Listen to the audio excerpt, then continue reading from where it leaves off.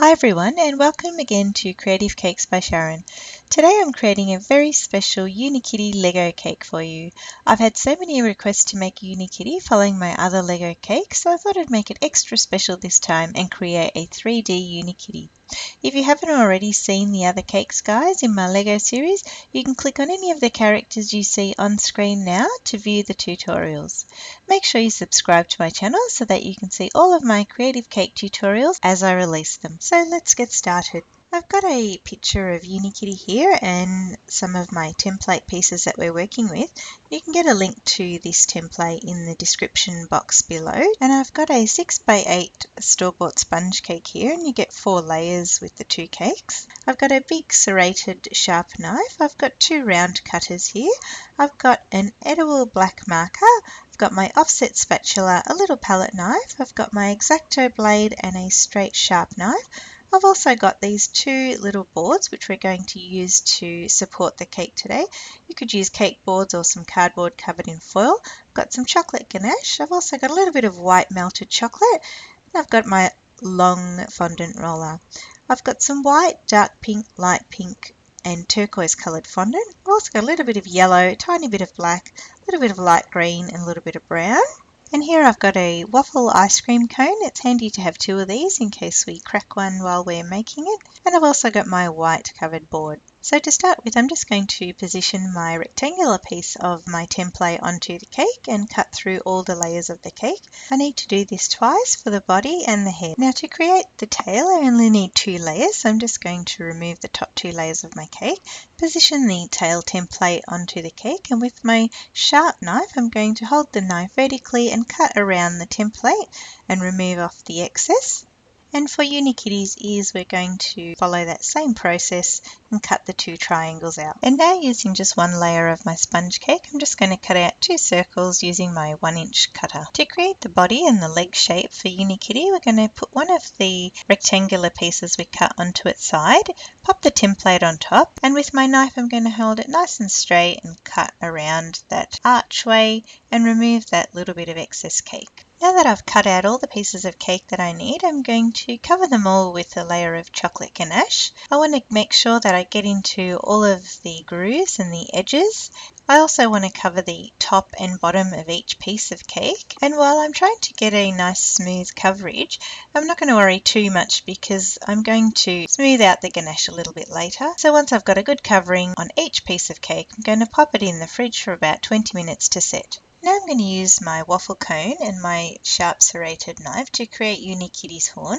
So about 1.5 inches up from the tip of the cone, I'm just going to rub my knife back and forward and keep rotating the cone around until I create a nice sharp cut. You might need a spare one of these just in case you crack the cone, but you should eventually end up with a nice clean cut. Now to ensure that our piece of waffle cone doesn't crack, I'm going to cover it with some nice white melted chocolate. So just with my little palette knife, I'm just going to cover it with a coating of white chocolate and leave it to dry. I've got all my little pieces of cake out of the fridge now, and the ganache is set to the touch, so I'm going to smooth the surface of the ganache now.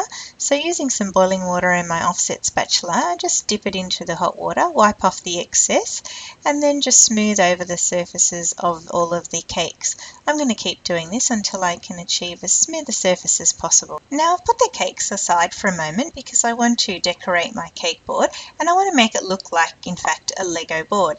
If you've seen some of my other Lego cake tutorials, you'll know how this is done, and it's very easy to do. All I've done here is roll out some white fondant, and using my 1-inch round cutter, I'm cutting out a series of circles.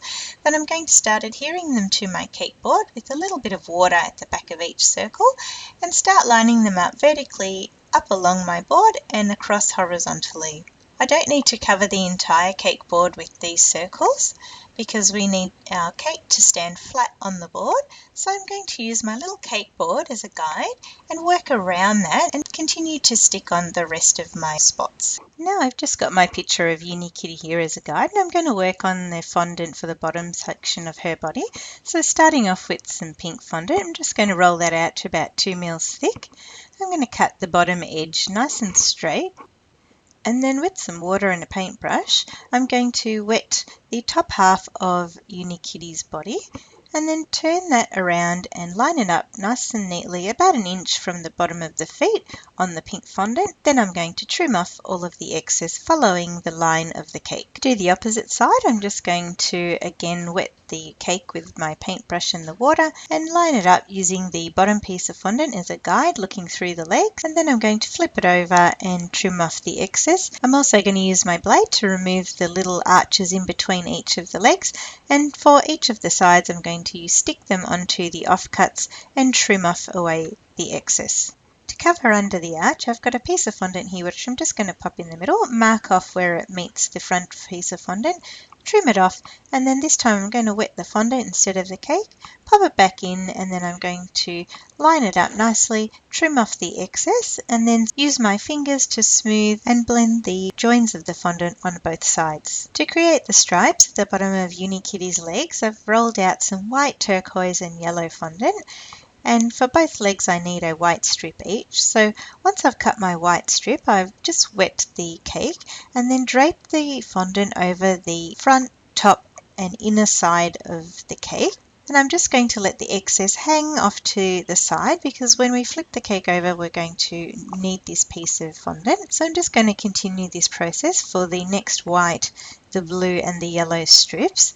And using my fingers while I attach these pieces of fondant to the cake, I'm going to blend each of the joins. Once I flip the cake on its side, it's just a matter of adhering those strips and blending the joins. Now, in order to make the bottom half of the cake strong enough to support the top head, I'm going to use my little cake board here at the top of Unikitty's body, and I'm going to pop over a piece of pink fondant and smooth the joins together.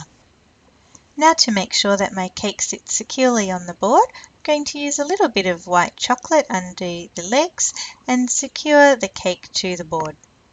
Now I'm going to cover the little piece of cake that we cut out to make the neck in some green fondant. So just rolling it out, trimming it down and rolling up the cake in the middle of the fondant. And I'm just going to attach that now to the top of the cake, again using a little bit of the white chocolate. A little tip here, if you're going to use anything else but a sponge cake, you will need a little bit extra reinforcement in this little part of the neck, perhaps a little piece of plastic dowel, but for a sponge cake it will be fine. Now with Unikitty's tail, I'm not going to cover the underneath side of the tail, so for the top section I've rolled out some white fondant and I'm just going to adhere that to the top of the tail, making sure I smooth into the grooves nicely, and then for either side of the tail I've just rolled out my turquoise fondant which I'm going to adhere to either side, cut off the excess around the tail. And then again with a little bit of my melted white chocolate, I'm going to pop some onto the back of Unikitty's body and hold the tail in place for about 5 to 10 seconds until the chocolate is set. To cover Unikitty's ears in the bright pink fondant, I just do exactly the same as I did with her tail. Before I start work on covering Unikitty's head, I'm going to attach my second piece of card to the underneath of this cake using a little bit of the white melted chocolate. This is going to give me a nice strong smooth surface. Now I'm going to cover the head in the same way I did the bottom half of the body with the white and pink fondant on all sides, and I'm going to attach the ears and the little white piece of cake to the top of her head. To cover Unikitty's horn, I've got some turquoise fondant which I'm going to roll my cone in, use my fingers to smooth the join and trim off the excess at the top and the bottom, and then using the back of my serrated knife I'm just going to press it into the fondant, moving upwards to create Unikitty's spiral. Now we're moving on to the fun part, and that's to create Unikitty's face. It's simply a matter of cutting out a half circle piece of fondant, attaching that to the cake. Then using the same white fondant I'm going to cut out 2 circles, and then out of those 2 circles I'm just going to cut a little bit more out because I just want the top sort of like a crescent shape for the top part of her eyes. I'm just going to adhere those to the cake. Now using some of the turquoise fondant I'm going to cut 2 circles and adhere those to the cake. On top of that then goes the black circles of fondant, and then I'm going to finish it off with 2 little white pieces of fondant which I've rolled into little balls. I'm just going to press them on. These are going to create the reflections in Unikitty's eyes. Now using my edible black marker, I'm just going to draw along the top outline of her eye and then put 3 little eyelashes doing this for the other eye as well. Using my brown fondant now, I'm just cutting out a semicircle and sticking that onto the middle of the face for the mouth. And I'm just going to quickly draw a little line which connects her nose and her mouth together. And then using some pink fondant, which I've rolled into a little oval, I'm going to pop that on for her nose, 2 little round spots for her cheeks, and a nice round flat piece of pink fondant for her tongue. Now I'm going to carefully adhere the horn to the top of her head using some of the melted white chocolate and holding it in place for a few seconds until the chocolate sets. Now it's time to carefully pop Unikitty's head onto the neck, so I've just got some white chocolate here on top of the neck, carefully lifting up the head and positioning it on top of the body. Just going to hold it in place for a few seconds until the chocolate sets. And here's the finished product, a 3D Unikitty Lego cake. Guys, if this cake is a little bit of a challenge for you, it's very versatile and you can lay all the pieces flat and create a 2D Unikitty Lego cake. So guys, if you enjoyed this video, don't forget to give it a like and share it with your friends. I love to hear your feedback and your requests, so drop me a line in the comment section below. Don't forget to subscribe to my channel for more creative cake tutorials, and as always, thanks for watching.